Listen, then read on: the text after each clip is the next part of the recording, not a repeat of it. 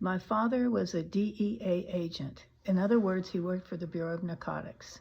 And believe it or not, even though he was a big white guy, he worked in undercover in Chinatown. Now, the interesting thing is the Hall of Justice was down in Chinatown, and right next door to it was a place called the Korean Hotel. It turns out that Molly Drug, that was what we called her, was an informant for my father.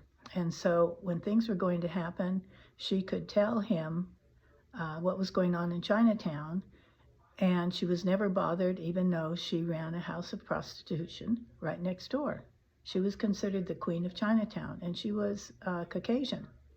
So her boyfriend was George Kwan, and George Kwan was the head of one of the four families that at the time was in control of Chinatown. Now, this is in the 50s and the 60s. So I found it quite ironic when I grew up and realized what was going on, that you could have an illegal house of prostitution right next to the Hall of Justice, as long as you were an informant and helping the narcs out. So Molly would tell Dad what was going on, mainly because George didn't want heroin and all the other drugs coming in and poisoning his people. So he would tell her and she would tell him. Well, one day it turns out that they found out what George was doing, George Kwan, and he was killed. And what was interesting is at that time at the funeral, my dad went to the funeral, and he was in an exposed coffin. There was a dime stuck in his mouth.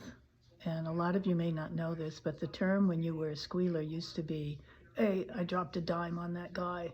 So this was telling everyone that George was caught because he informed, and that killed him.